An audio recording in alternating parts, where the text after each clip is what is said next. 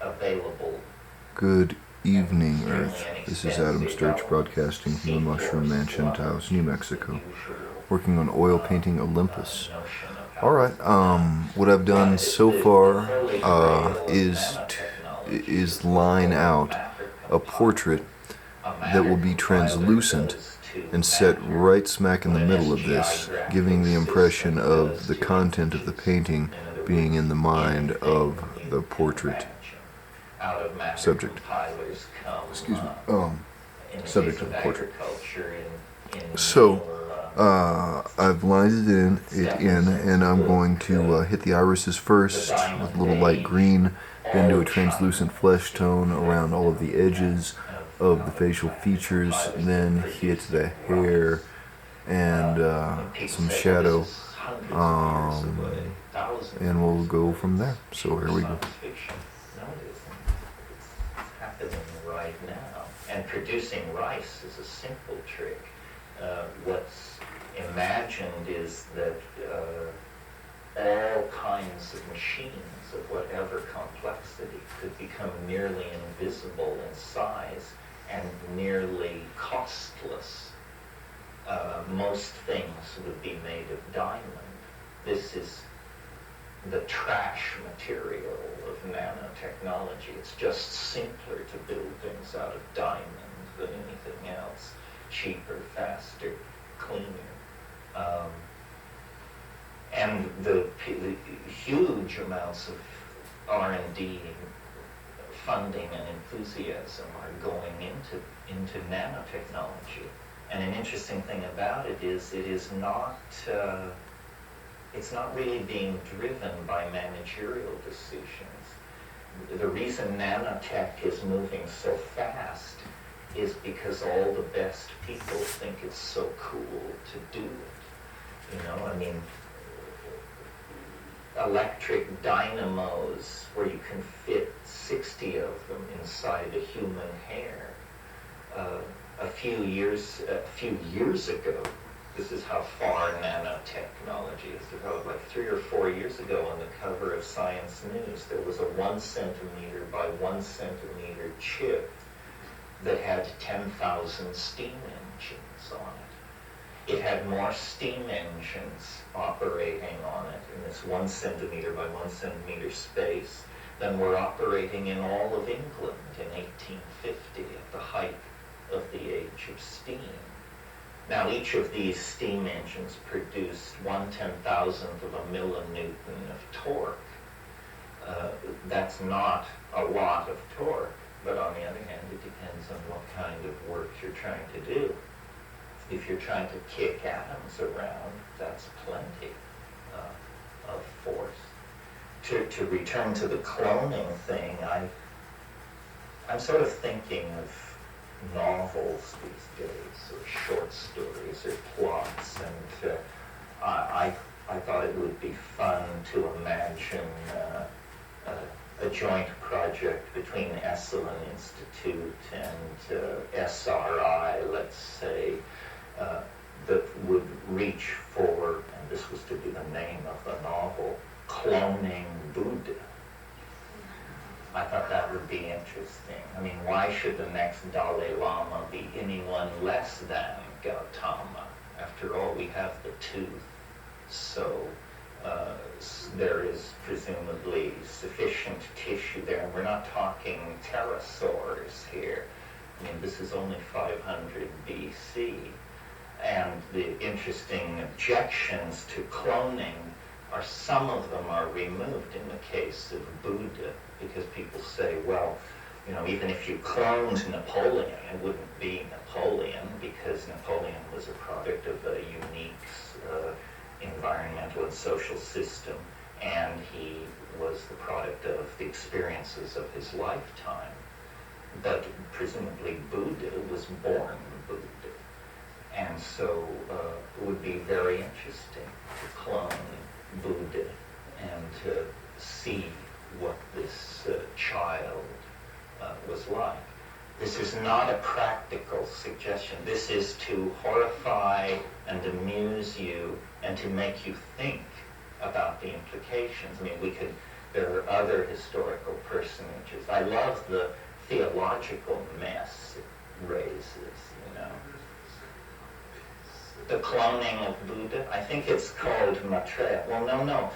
The Christians covered their bets on this one by having the body rise incarnate into the next dimension.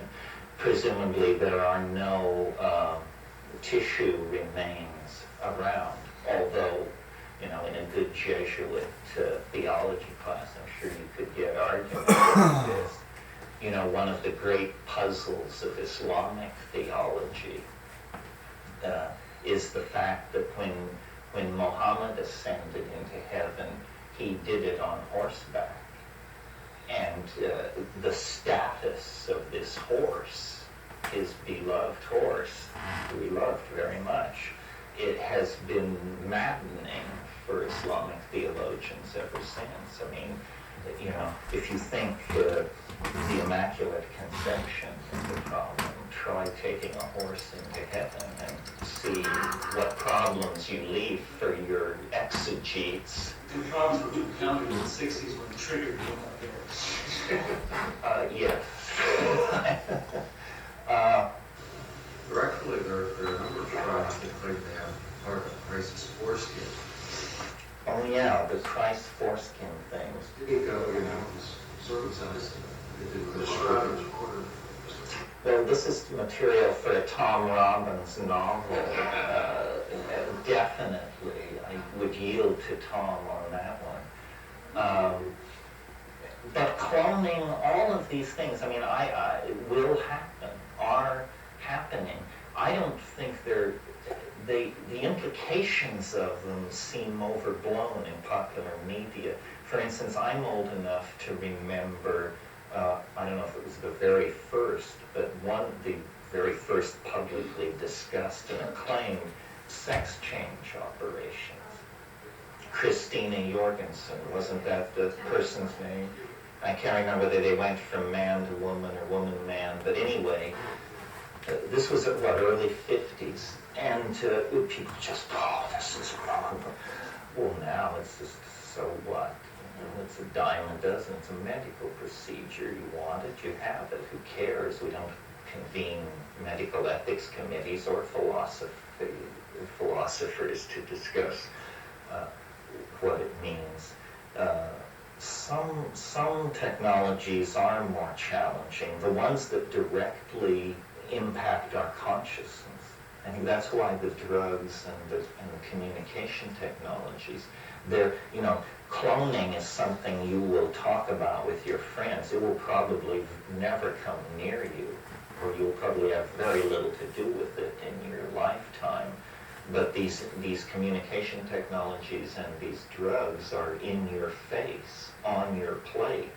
You know, you are going to have to come to terms with them, even if you reject them. Even that is an enormous decision.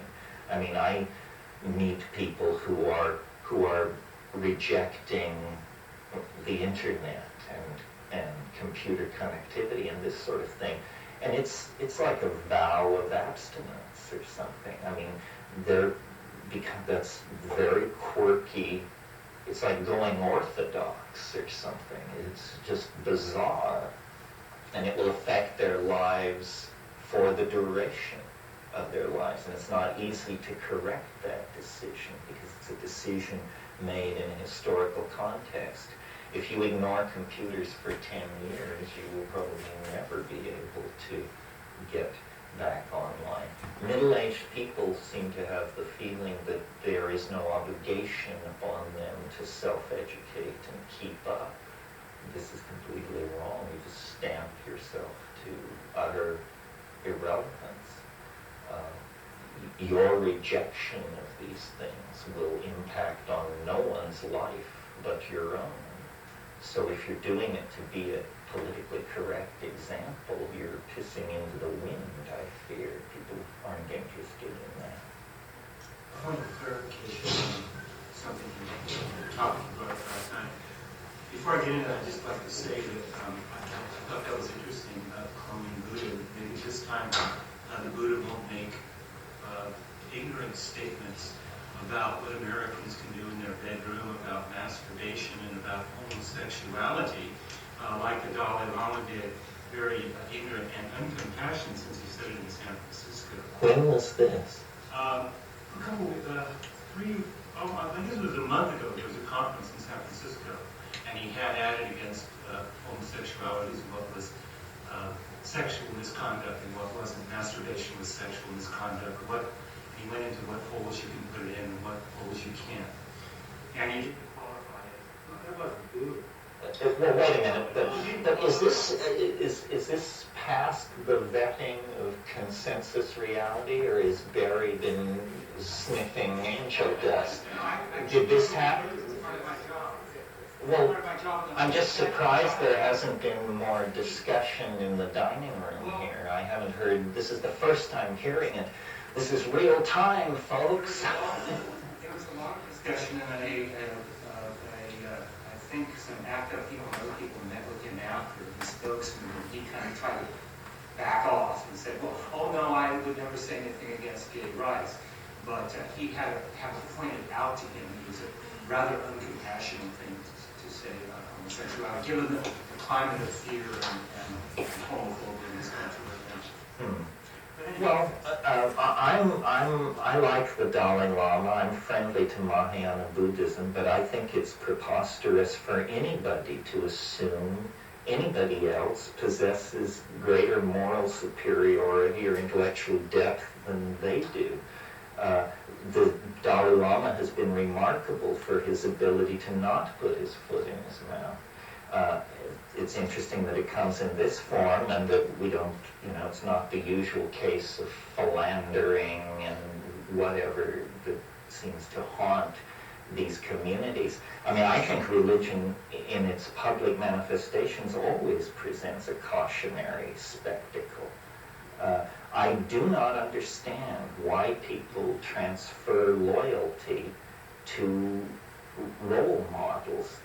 You have to be incredibly naive about what people are to believe that a role model is in fact worthy, because people are just people, and there's no I don't see great differences in spiritual elevation among people.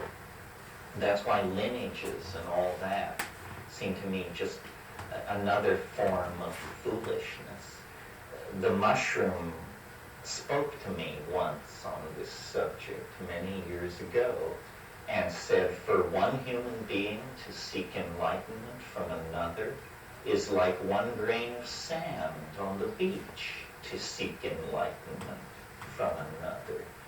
It's a wonderful statement about our commonality.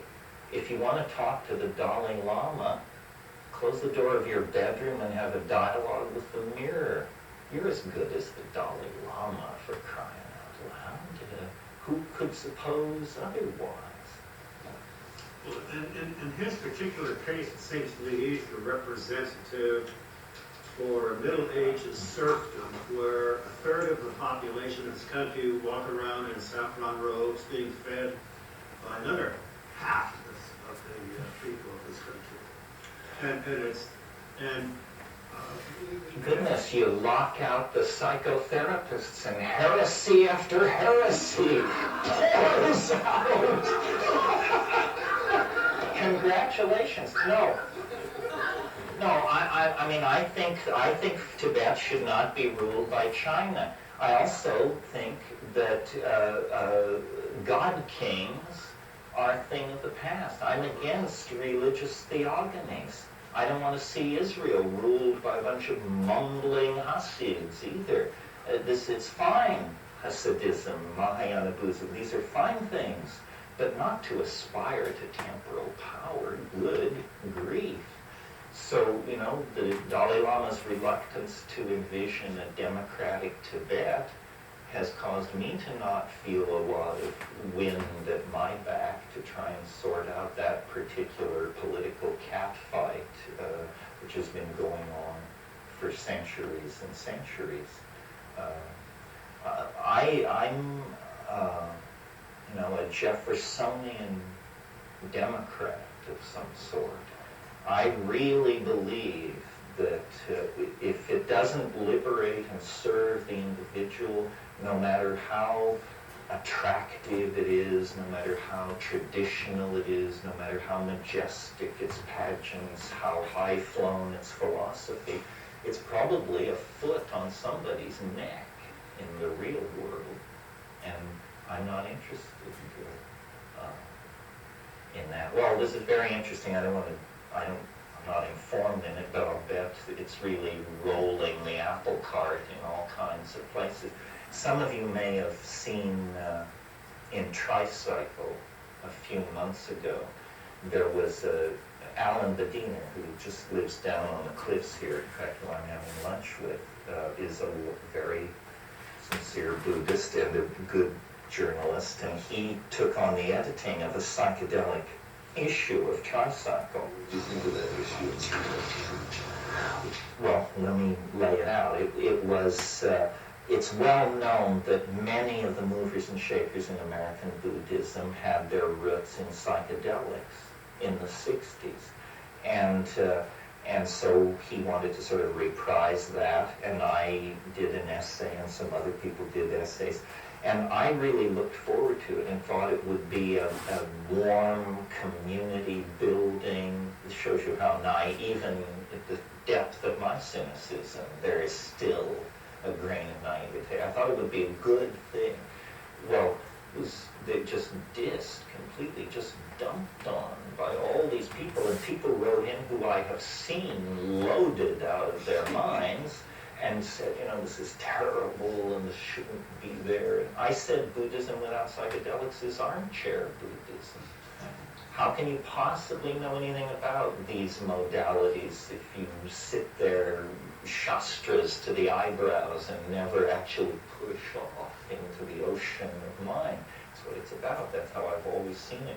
Turned out people thought that was just benighted as a viewpoint. Shouldn't have even been allowed. Why do you let Terence McKenna have a public forum in the pages of this magazine? On and on and on. So then I realized, well, okay, this was a community just one over from our community that I thought we could surely build bridges to. We're all transcendentalists. We're all, all these things. Not. So once again, it was handed back to me on a plate how unwelcome the psychedelic viewpoint is and how uptight people get. And all those people who came to spirituality through psychedelics essentially turned it into well-paying careers as abbesses and monks and publishers and purveyors then of something which, having been raised Catholic, the smell of the incense, the heavy velvet, the tinkling of the brass, I didn't feel I'd moved far at all. I'm sorry, I interrupted you. Topic, and isn't it true that there has been, with the coming of Buddhism into Tibet, even the Vajrayana model, which is pretty radical as far as teachings go in that mid-year, there was a suppression of the shamanistic religion and its psychedelic use. That's what I understood. It wasn't heavy suppression, but it was pretty much frowned on and tried to be. Well, we don't really know, but it's certainly true. There was an autochthonous shamanism across the Himalayas. Buddhism didn't enter Tibet until Padmasambhava brought it from Ludhiana in 741. So before that, it was all shamanism. But all cultures overlay. I don't think Tibetan Buddhism has been more or less brutal than any other. If you read the secular history of Tibet, they were using artillery, these monasteries, against each other to settle doctrinal disputes as early as the 1720s. In other words, as early as they could get artillery there, as soon as they could get it, they used it against each other. And not only that, the followers of the Dalai Lama, I think you make a good point about blind worship of people like the Dalai Lama, where no one ever asks them hard questions. It's not him, it's kind of mentality you get in followers. And none of them will tell you, I don't even think they know. But if they know, they won't tell you that if you ask, how did the Dalai Lama, was the Dalai Lama always the religious, the spiritual, and the secular political head of his nation? Oh, I don't know. Well, as a matter of fact, he wasn't. Well, how did he get that one? Oh, we don't know. Well, the way he got that way was the fifth Dalai Lama got the Mongol troops on his side and took over at gunpoint. Well, this is what I'm saying. The secular history of Tibet does not exhibit compassion, enlightenment, or anything else. Found a way to go to the other side and get help and bring it and heal people with some kind of supernatural ability or ability beyond me with the bag of mushrooms and the mirror. You mean, do people do it without recourse to drugs? No. What do you mean? You mean, are there people of special talent and ability? Yeah, but I mean, when I say special, I'm talking special. Do you mean, are there people who violate the laws of known physics? Okay, I'll take that one. To heal? Is that? Yeah. Well, maybe you don't have to violate the laws of known physics to heal. Well, this was really the question that drove my intellectual quest. I have always been interested in these things and had a great thirst for spiritual transcendence, but I don't know why. It never made sense to me to believe these things. In other words, though I was raised Catholic and as a tiny little kid introduced to the transubstantiation, the resurrection, these completely mind-befuddling notions, still I was also exposed to secular science, and so my method was always to ask hard questions. What can you show me? And I, as an 11 to 14-year-old, practiced ceremonial magic to no great avail, I might add. I have stories by Robert Bloch and H.P. Lovecraft to make me hope I might get somewhere, but all I ever did was incinerate a lot of rosemary and to alarm my parents. But I think that this question is hard to answer because we're not all living in the same world. I've seen confounding things, but very rarely. But truly they were real. They were so real that I believed them to be real. And I'm the toughest nut to crack I've ever met. But these breakthroughs into the super real seem to have certain qualities about them that make it very hard to do much with it. First of all, it's always unexpected. No matter how much you expect it, it's unexpected. No matter how hard you're scanning, it can come from behind. The other thing is, and I don't quite understand how this works, but it only happens when your guard is down. In other words, it always has a quality of, it always requires a certain quality of unconsciousness on the part of the experience. This is why I think beginners get so far. There really is something called beginner's luck. My daughter, who I haven't seen for a while, is coming today, and it caused me to think of an incident that happened to she and I years ago here at Esalen. And it's a story which makes no sense whatsoever, but it really, truly happened, as far as I can tell. But it has all the qualities that bedevil this kind of thing. And what it was I was, as I am now, scholar in residence. It must have been some 10 years or so, 8 years or so ago. So Clea would have been like 9. and I would have been 40. So we were both younger and more naive. And it was dinner time at the lodge, and it was this time of year and this time of weather, and the fog had been coming all day in and out in the garden. And it was, and we genuflect here, God love him, to Carlos Castaneda, it was that very strange time of day, which only lasts a few minutes between daytime and nighttime, the crack between the world, I believe. It's interesting in South America and also in Hawaii, at precisely that moment, every day there are certain species of Lepidoptera that rearrange themselves.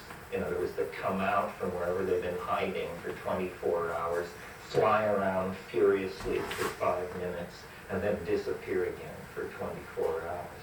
But anyway, it was precisely that time of day, and the fog was coming in and out of the garden, and we were not in a mood for anything peculiar. We were intent on dinner, and we were walking the path through the garden, and suddenly, as this fog moved and cleared, coming down one of the rows was a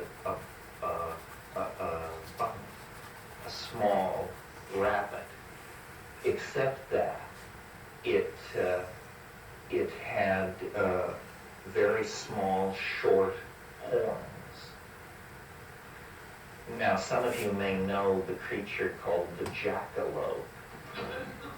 The jackalope is a large jackrabbit with a pair of antelope horns, and it is a creature known only to exist above certain low-class bars scattered across California and Oregon. It's up on the wall, the jackalope. It's something you kid tourists with.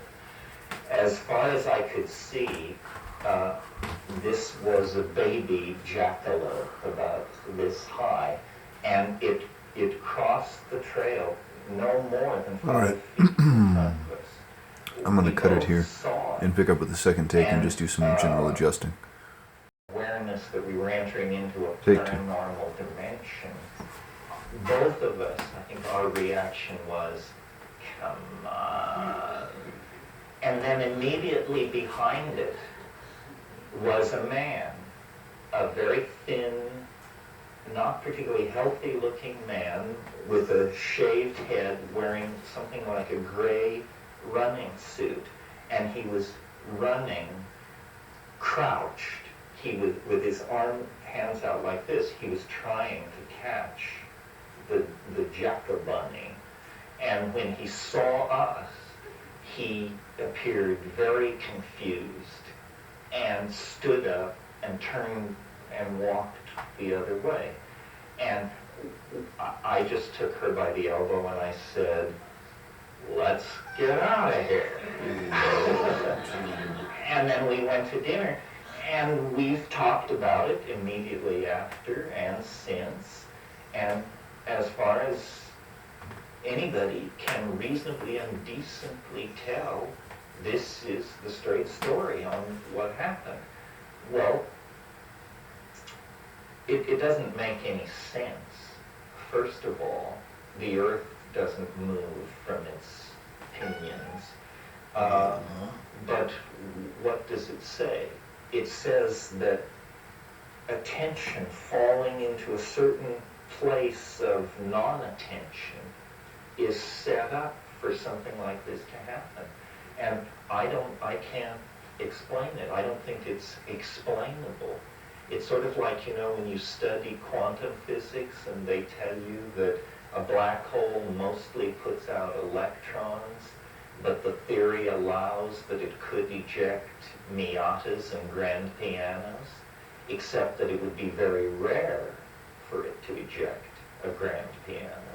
But the theory does not preclude the ejection of grand piano. So it's something like that, or it's a group hallucination, or it's a bewitchment, and it begins to proliferate. I was thinking about it last night or this morning, because I was in that place where I saw it happen. I was thinking, maybe Esalen lasts a really long time.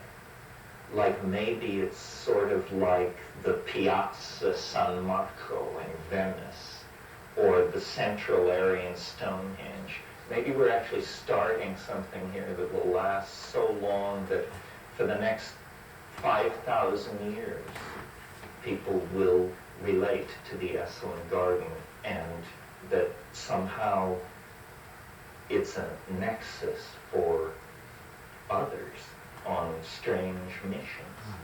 Now, the other thing about that story that I liked, or that relieved me, as I guess the way to put it, is notice that it's absurd. And by being absurd, it's self-canceling. Suppose instead of a jackalope, which is an absurd creature to begin with, suppose it had been a gray of the wraparound eye type that are apparently trading high technology to the government for human fetal tissue, those people, then you would have had a real dilemma on your hands, because grays are objects of cultural fascination. In other words, if you see a gray, you just become part of a statistical body of people who've seen one. And so it's like more problematic. It's not that it's a non-reality, it's that it's a sort of a non-reality. This is, I think, part of the clue to understanding alien abductions and the way we generate information. If I tell you that I was up late last night and couldn't sleep and walked along the cliffs over Esalen, and that I encountered a shining disk, and that I then had my navel lint was removed by a team of extraterrestrial cosmetologists, this is evidence for an already existing body of data. You say, well, you should call MUFON. They'd be very interested in this, or you should call somebody else. If I tell you I was restless last night and walked the cliffs of Esalen, and that I encountered Bugs Bunny in the company of Patrick Swayze, people would just say, you're nuts. You know, it's not sanctioned. It's not allowed. And nobody gives it a hoot or takes it seriously for a moment, because it serves no one's agenda.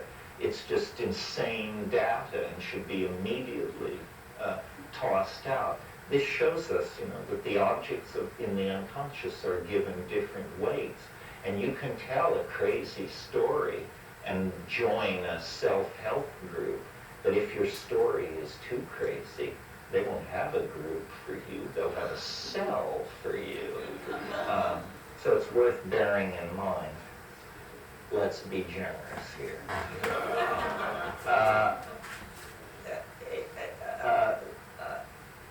Someone had prepared a bunny with horns to surprise someone else with whom they'd had a lifelong running joke about jackalopes. And they had arrived at Esalen for the surprise birthday party of this person, and realized that the bunny was frantic because it hadn't eaten on the long trip. So they took the jack-a-bunny in its cage down to the garden to steal some lettuce for it. And in the fog and in the effort not to be seen, the bunny escaped with its horns in place. And this person, who probably didn't have a gate pass anyway, could see the whole situation getting out of hand and was frantically trying to capture the horned bunny and get it back in its see people saying, gee, what a party pooper this guy is. Well, yeah, but we're trying to save the laws of physics and reason here, for crying out loud. But I have to tell you, that doesn't feel right for what it is. It felt to me like, I don't know, we all live in private Idahos. And somehow I was in somebody else's private Idaho for a moment against my will. But I think we should always prefer the simplest explanation. Sometimes the simple explanation, like in a case like that, is maddeningly complex in itself. But if you don't believe that's what's happened, well then what do you believe? Do you believe that mythological animals are a potential infestation problem in the Esalen Gardens? Or just where do you draw the line? Let me think about that for a second. You know, if you want to I kind of like the know, brushiness of it. like if you have a I'm tempted simple to take a fluffy scientific brush to it question that you and want to blend it out a little answer, like bit let's say to, you have a wire emphasize and you want to the know how much figurative current is flowing through the wire. So you measure it with a voltage dreamscape meter. within And or if now you're doing it behind scientifically, a you'll measure it 1,000 foreground times. figure. Then you'll add those numbers together. Then you'll divide by Clean out these 1,000. brushes Then you and get let the it settle voltage for a running second, see through what the it does line. with the drip. Well, now, Image. it's not uncommon when you carry out this procedure that 998 of your measurements will tell you that between 4.5 and 6 volts are running through the line. But 2 of your 1,000 observations will tell you that 75 watts in one case and in another 240 watts are running through the line. When a scientist looks at this series of measurements, the first thing they do is say, well, look, there are 2 anomalous measurements. Everything else was fluctuating between 4.5 and 6. These were way out of scale. Throw them out. Get rid of that. There's something wrong. That's bogus. Can't be. And then you get the voltage running through the line. Now, we do it in the sociological domain in a completely opposite fashion. Tonight, 1,000 people or more, just I'm picking a number, will stare at the night sky and see what has always been there. 2 people will see mile-long spacecraft with violet running lights and accompanied by strange music and a message for mankind. Now, what should we do with these 2 out of 1,000 people? Should we put them on Oprah? Should we rush their story to the cover of every tabloid outlet on Earth? And that's what actually happens. In other words, in the sociological world, we seek to amplify novelty because we're fascinated by it. But then we get false readings of reality because we've raised we've made the novelty stand out too much. The fact is that information is a degradable medium, and it collapses into contradiction and absurdity often. If you analyze your own conversation over the course of a day, it's largely grunts and nods. We don't really engage for verbal communication all that much of our waking time, and yet we assume that we're doing it constantly. And so, I think reality is very slippery, very malleable. I think we're very naive about what information is and how it works. I've been interested in, as a lens for this phenomena, in crop circles. Crop circles are the con that will not die. No matter how many people come forward and admit that they've made them and fully confess, the meme is launched, And, tours go from LA to taking the cognoscenti of the City of Angels to visit the crushed wheat of Devon and then draw conclusions from it. And yet the phenomenon has been completely deconstructed to the satisfaction of anyone interested in its deconstruction. It just turns out a lot of people aren't.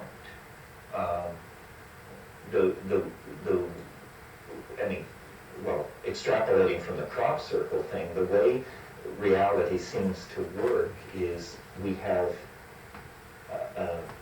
a self-observing system of media, newspapers, television, so forth and so on. Something strange happens. A block of ice falls in a field, a peculiar pattern in a crop. It's actually a touch more opaque than I wanted it to be. So what I'll probably do is go back, redo the under scene, pull it forward, and then push it back with a thinner layer of translucence. The seams, like that. I'm not sure yet. People would be So interested in Argentina get and my brush Australia, cleaned up and we'll put just the for camera their off the awareness tripod. I and think their that's it human for the being. moment. So they carry Just stare them for a second. How much time we the got? flying saucer, the block of ice, whatever it is, goes on to the Reuters network and UPI and this sort of thing. Well, then you and I, reading our daily dose of media, the New York Times, whatever it is, so you're reading, even the New York Times, page 43, 1 inch of print, it says Hertfordshire, England. A block of ice was reported to have fallen on the home of Herbert Surrey. Well, so you think, oh, well, it's interesting. Let's see how my Adobe stuff's doing. What's Dilbert up to? And you, in other words, it's nothing to you. But of the millions of people who will read the New York Times, some few will say, aha, this dovetails with the astrological calculations I've been doing recently and my recent, and this theory I've had, and this piece of data is important to the construction and maintenance of my worldview. So they drive there, fly there, go there to this place. Well, now, the only other human beings who are interested in this phenomenon at this point are journalists. And journalists, God bless them, have to have a story. So if your editor says to you, a block of ice has fallen on a farmhouse in Cheshire, go get the story. You drive out there, and of course, there's nothing. There's now a mud puddle, the block of ice, having been bottled for its curative powers or whatever. And there's nothing there, there's no story, except that the person who resonated with the phenomenon has also arrived at the site. This is where the marriage in hell takes place. The press meets the nut over the corpus delicti of the anomalous event. And the press guy says, my God, we drove miles to get here. I'm on deadline. There's no story. There's no picture. Who are you? As you can see, To the person some of the background was a little bit lost in the slightly excessive opacity of the skin tone, but I'm going to work with that because the facture is still wholly visible and so still is most of the figurative detail through the shading. But what I'll probably do, like I was mumbling over there before I picked the camera up, is re-emphasize the background and then build further translucencies of the foreground, now foreground figure on top of that. Of sulfur, and the guy is writing furiously. But And that's then it for the moment, story is amplified I think. and circulated again. So thank you for watching. That's Adam Sturch Again, broadcasting from the Mushroom and Mansion Taos, New again. Mexico, And it begins working to on oil have painting implications Olympus. for more Have a good night, and Earth. more the people who are seeking evidence for some squirrely or peculiar viewpoint. In other words, it becomes a body of evidence. And then